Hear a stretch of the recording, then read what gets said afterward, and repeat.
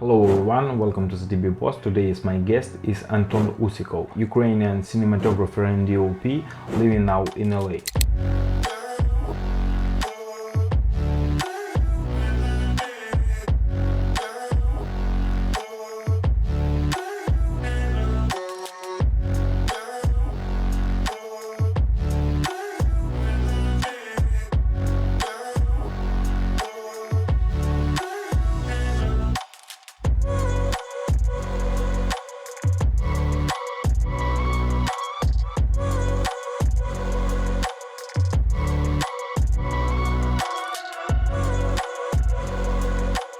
Hello Anton, how are you? Good, how are you? Yeah, I'm also not bad. How is going? How's the weather now with LA? It's warm, I think, yeah? I mean, every day is good in sunny LA. We just Yeah. we just had a really bad storm. These flash floods. It was pretty bad actually. Some houses were like there were mudslides, and some houses were sliding down the hills in Hollywood Hills, and the freeways were flooded. But we survived. We're here. It's sunny again. Anton, tell us please a little bit about your way. How you become a cinematographer and DOP? You shoot a lot of cool projects and really nice and interesting commercials. So can you a little bit tell about us how you become a cinematographer and how you started? So my story is a little bit different from what I've heard and been meeting people and listening to other people's stories, how they started. Now, I come from a video production experience. So it's the other way around. So usually you start from a role and then you sort of get to know the industry and then you open your own company. That's usually how it goes. But for me, it was kind of backwards. I started working on commercials for tech startups and crowdfunding campaigns in China back in 2015. I had no idea what I was doing. It was almost accidental. I knew I liked visual arts. I used to draw comic books when I was younger and make dumb videos with my friends on these first Nokia phones with cameras back when I was in middle school. But I never took it too seriously, like as a job, like it could be a real thing to do. I moved to China at the time to teach English, and I did that for a year. Did not go very well.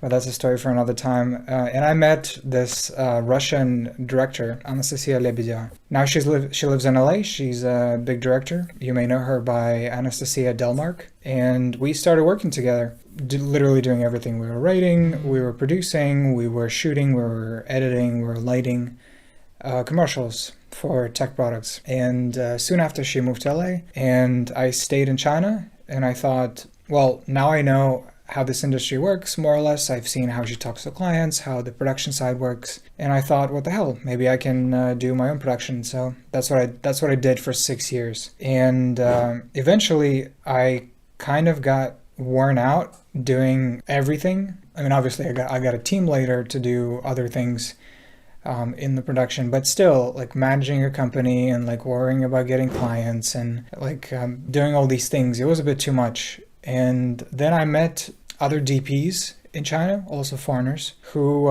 we talked with about rates and how much they make. I know it's an interesting topic. Always people try to avoid it generally, but it just hit me that like my friends who were just DPs were making about the same, if not even more, than I was making from a full project that takes about a month of going back and forth with the client and like getting all the details down and organizing everything and going through so much stress. And I thought, like, why am I doing all this? I can just be a DP, right? I can just show up with the camera and like plan a couple things, shoot, and go home and sleep in peace and make the exact same money. So about a few years ago, I decided to ditch everything and just be a DP. It's really interesting. And compare with I know you're working in different countries like China, UK, USA, and compare which are best for you, which best market and which best options for growing and increase your quality of the work, make a better projects. What's better for you? So I've lived and worked in 3 countries. I've worked in China, then in London, and now here in the US. As a complete stranger and outsider to the industry, it was really tough. I spent a year in London. It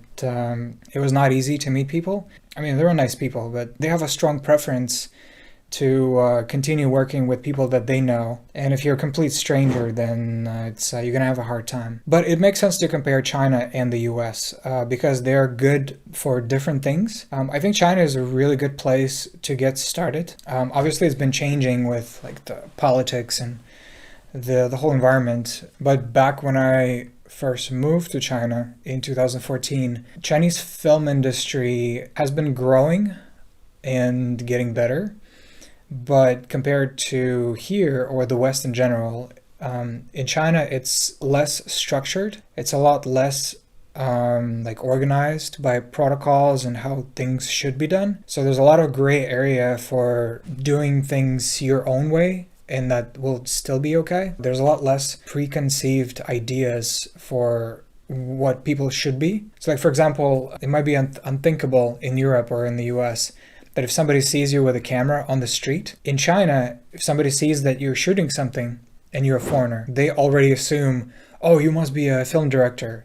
Come make my film for me. So like they quickly jump to these conclusions, and you can just go with it and say, yeah, I know what I'm doing, and figure it out as you go. But in the US and Europe, you need to do a lot more convincing before you can actually get paid work. It's legal to shoot outside in China? Technically, yes. You are free to shoot outside on the street in China if it's somebody's property. Well, not like private property, but like, for example, if it's a mall or if it's like a park that belongs to a company or something, that usually there will be guards who will come up to you and say like, hey, you can't shoot here. But if you like, quote unquote, don't look too professional, then they usually just let you go. But obviously, if you have at least like reflectors or a big camera with a tripod, then obviously they're going to come up to you and say, hey, like you need a permit. You can't shoot here. But usually you can get away with bringing something smaller, and you can shoot stuff. But there's also a thing where even if it's a public park, sometimes you still get told to leave because you're a foreigner. That happened to me multiple times. I remember one time we went to a park with my friend, Canadian DP, to test his new camera. He just bought the Ursa Mini 4.6K back when it just came out. And we went to a park, and it was next to a river. So there were some boats, some like fishermen, some interesting scenery. We just wanted to take some test footage. And so we're holding the camera, shooting these boats. And then there's a grandma right next to us, Chinese grandma, shooting the same thing with her phone. And two men dressed as like I guess they're like Coast Guard or something, like army. They came up to us and they said, hey, you can't shoot here. Like in Chinese, you have to leave. And we were just so baffled and surprised, like seriously? Like grandma's right there. She's shooting the exact same thing we're shooting, but we have to leave. So sometimes situations like that happen in China, because I can only guess why that is. But my guess is that like somehow their propaganda is feeding them that like foreigners are like spies or something, and they're in China to like, destroy China from within and like shoot their secrets, like shoot all of their secret fishing boats. I don't know the logic of that, but that happens. So about work in the United States, how it's for you, how the project is comes. And I see on your Instagram not so long time ago you was involved in a few good project commercials. So can you tell please about this experience? So I came to San Francisco first. I lived in the Bay Area for 6 months, and the industry here has been so much friendlier than London. Like I literally did nothing differently. I did the exact same thing I did in London, which was I was trying to go to events. I was DMing people. I was emailing production companies. I was trying to meet people and network. But here it worked, and in London it did not work. I was able to get some shoots in San Francisco. I met this really cool local DP, Mike Apple, and he invited me as a first AC, as a camera operator. We shot for NFL, Brock Purdy, 49ers, and for Google Academy. So that was pretty cool. But yeah, just in general, it feels so much nicer to be here in the US, because I don't know what it has to do with the American dream, the appreciation of the hustling mentality, or just in general being friendlier, because everybody is most people are immigrants or have some kind of immigrant background, but it feels so much nicer. What about inspiration in education? Maybe you can recommend some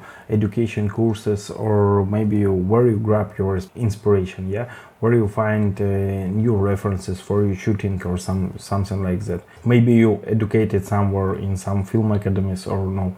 You have such experience like this or no? I never really studied film. Like I never went to film school. I don't think I've even done proper courses or anything. It's really just trying to look at the work that speaks to you. You find other people's commercials or photographs and you try to analyze it and break it down of how it was shot, frame by frame if you have to, if it comes to editing. When it comes to lighting, you try to guesstimate if you see the quality of light, like if it's a soft light or hard light and what direction it's coming from and like what's in the background. And then when you get out on the street or you rent lights or camera just to play around with your friends, you can try recreating that so that you can have a better understanding how that works. And eventually over time you build a more solid foundation for how these things work and how to make a nice image. Which projects are best for you? I mean, it's like a commercials, music video, or something like a feature films, documentaries. What do you like to shoot, and when you feel you grow on the projects, which projects are good for you? I haven't had much experience with documentaries. I have yet to shoot my first feature film, but the main bulk of my portfolio has been specifically commercials. I don't want to be limited to that. I'm actually excited to try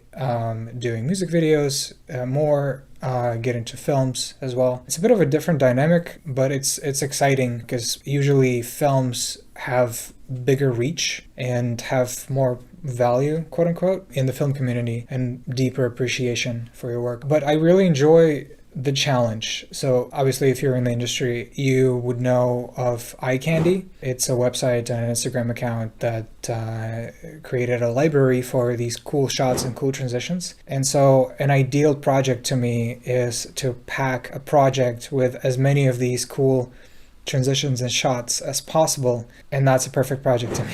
Because sometimes you look at a project and you think, I could have shot that. That's easy. Like there's a guy standing next to a window, I can do that. But if you see a crazy spinning camera, like a SnorriCam, or like they build these rigs of camera spinning around the whole situation, and you're like, whoa, how did they do that? Like I wanna be the guy who did that people say, how did they do that? Also about work, yeah, you have a different experience, like you work alone, like one-man production, and like working in a team, and how this experience helps to you and how you compare it. So I started working alone. I mean, after my friend Anastasia left to LA, I started my own production company in China. In the beginning, especially doing everything myself. And while it may seem efficient because you don't need to wait for anybody or rely on anybody, I don't think it's healthy or productive in the long term. Also because, well, not only because you're limited in time and physical ability to process projects. You can only do an X amount of projects per month, but also because eventually you will have to work with other teams. And when you work alone, you develop this mindset of relying only on yourself. And it's not a good mentality to have when you work with bigger teams. It's something to be aware of that you need to lose later, because it's just, first of all, it makes you look unprofessional. And second of all, that's mostly it. Yeah, like when you have an IC or some kind of assistant, it's important to delegate and ask them to do things for you. So they're not just there standing watching you work. So that's important to remember, to take advantage of all the help you can get. And what about your top projects? I can say like a top project, best projects, and the best what you keep in the mind what you do. Can you share with me your interesting experience, maybe some fuck-ups? Some of the most interesting projects I worked on were back in 2017. I had a client for a power bank. They had a power bank product, and that was one of a client. They gave us the product. I worked with the Russian director, and they gave us a product and said, I don't care what it is, what it's going to be, make it look cool. And that completely untied our arms gloves off, and we came up with this concept where it's like a comedic short commercial. There's this guy who is like a bank robber. He's wearing a ski mask, and he runs out from a bank. He just robbed a bank. He stole power banks, and the bank is called Power Bank. And so we got these costumes from Taobao. It's like Chinese eBay, like Chinese Amazon. They're Halloween police officer costumes. And I got my friends to be cops, and we were running through the streets and like causing mayhem and like throwing bicycles. And then in the end, I got to flex doing some VFX where I played the robber as well in it. And my character jumps off a bridge and lands on a truck that's passing by. And I think it turned out pretty sweet. That was a really interesting project. But that's for production. Purely as a DP, one of the most interesting projects was there was this music video that I shot with a Chinese director, a good friend of mine. His name is Paco. And it was an homage to a 2009 film called Moon, where this guy is on a moon base and he's alone, he's doing work, and there's clones of him. And it's this concept, weird fashion kind of film. That was a lot of fun. There's a lot of VFX involved, and we got the space of this mall that somehow his friend of a friend knew, and it was just built, so it was perfect. The walls looked kind of high-techy, and we also got specific furniture made to put in as like these panels where he works with these buttons and like these holograms, and that was pretty cool. What are you thinking about AI? Because like mainstream, everybody talk about it, and how are you thinking how it's involved in all industry? It's destroyed, or it's kill it, or it's help it grow?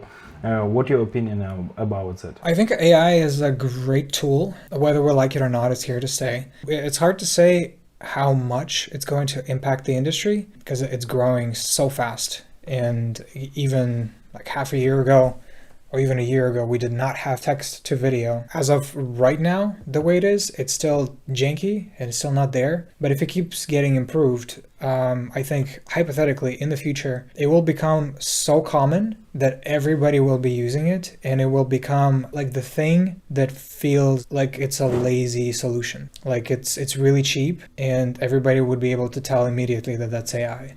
So I think compared to that, the old school organic ways of actually getting out and shooting videos with a real camera in the real world will have more value because it's real, it's organic, it's real people. And I think it'll be easy to tell that that's a real thing. And so compared to that, I think our jobs are safe as filmmakers. What you can say for beginners, for people who want to be involved with industry, who want to start a shoot, and what your recommendation, where they can need to focus on which part, and what do you think is majority of become a filmmaker and start to do it? That's a really big question. If you have never done any sort of video and you want to get into the film industry, there's two ways you can go about this. One way is the quote-unquote traditional way, which is you can join Facebook groups or Instagram accounts like It's Nova, or if you're in the UK Filmwork, DM directors or cinematographers and ask to be on set doing literally anything. You can be a PA, production assistant, just so you can be around people and see how it's done, just to get a sense and feeling what it's like to actually work in the film industry. And so eventually over time, you will feel like you gravitate more towards other roles and maybe ask the people you worked with before to give you an opportunity to be in that role. And that way usually takes longer. And the second one is when you do everything yourself first. And what do I mean by that? So basically there's a lot of thinking and analyzing involved. What you do is you go on Vimeo or Pinterest or even Instagram, and you look at other commercials. You look at other work that speaks to you, quote unquote, that inspires you, that you really like that image. Then you save it on your computer and you try to really think about it and analyze what went into it. You look at the quality of light. You look at is it soft light? Is it hard light? Where is it coming from? Because you can tell, like if the shadow is on this side of the nose, that means the light is coming from the opposite way. You can kind of break it down, and then you get out on the street or You rent a studio with your friends or like in whatever way you can, and you try to recreate the thing that you like. And it may seem like you're just copying, which you are, but trust me, over time, you will develop a sense of what makes a good image. So at some point, you'll reach a point where you will feel confident to start creating your own things. And so next time you shoot people or you shoot a scene, you will already understand how to frame it, how the camera moves, so what would look good here, and where to put the light and how to do this. Also about work with colorists, how you think how much importance work colorist with DOP, and because usually DOP is a main person who mainly more interesting, him work looks better, much better than it started before. What do you think about that? Can you share experience with whom you work and how your work is goes and what you receive in the end? I did quite a bit of color myself, but obviously I'm not as good as a real professional colorist. I've worked with real colorists a couple times, you included, and it's a lot of fun because when you give space to another professional to do their job, you potentially open doors to better results in ways that you couldn't even anticipate. You couldn't even think that that was possible. And obviously, you should have a sense of what looks good so that you know what kind of look you're going for. But I think it's important for the sense of collaboration to let other people do their job. And yeah, it's a lot of fun. Just like in any team sport, any kind of production process, you let other people do their job. Maybe I can address like some people who watch this who are maybe like from not like European countries or not from the West, who think, oh, like you're European, you must be like privileged to something that you can go to all these places, you can do all these things. And I want to talk to those people. I want to say that Ukraine is a post-Soviet country and it's not as good of a place to be from as like France or like Germany. So it was as difficult for me to get out and do all these things as much as it could be for somebody from potentially like, I don't know, Egypt, or I wouldn't say China. China's pretty good. But anyway, I just want to say that it's possible. If you can believe that it's possible, if it was possible for other people, you can do it too. And you just have to believe like a crazy madman that you really can do it. I moved to China with $500 in my pocket. My dad gave me $500. That was a lot of money. I was only able to move to the US because of the war in Ukraine, honestly. I've been trying to get a visa to the US for 10 years. For 10 years, I could not get a visa. And only because of this war, this opportunity came and I was able to come, and I'm trying to make it count. I didn't make a lot of money in San Francisco, but I knew that there was more opportunities in LA. So I literally packed everything I had in a car and drove down to Los Angeles and see what's happening. I've been here for 2 months and I'm still sleeping on my friends' couches. I can't get my own place. So like it's not all like sunshine and rainbows. I'm trying to make this thing work, and you can too. For the US, it's a usual story. Like for my experience, because I was in US too, and it's a usual story where you live in a house of your friends or somewhere else. But for start, it's hard, but after it will be much more easy. And work during a war, yeah, and wearables Ukrainian, yeah. And really, now we know in our country war, but we both support now. But how war affect you? I know you're from Luhansk. Luhansk is now the city was occupied by Russians, yeah. And how it comes with you, and how your mindset, and because usually shooting kids art, yeah, and you feeling like art. So for creatives, it's for everybody hard. Doesn't matter which country they know. And how it's feeling for you and how it goes? It's really difficult mentally. I think many people feel in a very similar way. I'm from Luhansk.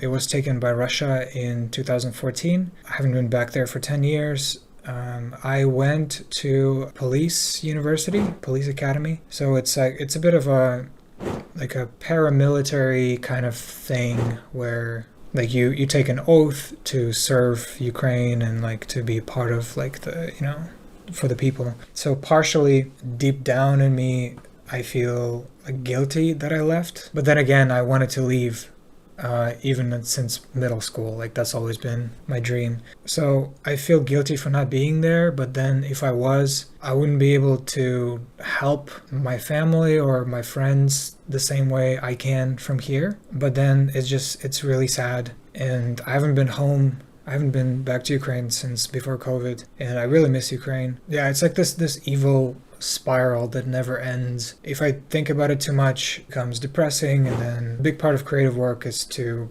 be happy and like be in a playful mindset so you can come up with new ideas. So when you think about it too much, it becomes sad. So that creative part of you is blocked. But then if you try to not think about it and only focus on trying to live your life and create art and like make interesting things, you start feeling guilty for not thinking about it, as if like, oh, you don't care about your people, you don't care about your family. So it's like this, it keeps coming back, this guilt and this weird feeling of like sadness, and it's torture, man. But we try to survive, and the bills are not going to pay themselves. So you got to do what you got to do. But you left Ukraine like in 2013, I think, or 14. So war not started yet. I mean, don't feel so guilty. It's not depends of you. It's not only you. It's like all world. And we have a lot of situation where we can do something. And it's not up to us. Anton, thank you for your time, for your dialogue, for your telling your story, and thank you for sharing your work. I think people it will be interesting to listen it, and thank you one more time for you. So everybody, please subscribe to the channel. Please comment what interesting to listen to you for. We can open more new upcoming themes, and put a like, put a bell, subscribe, follow, and goodbye. Thanks for having me.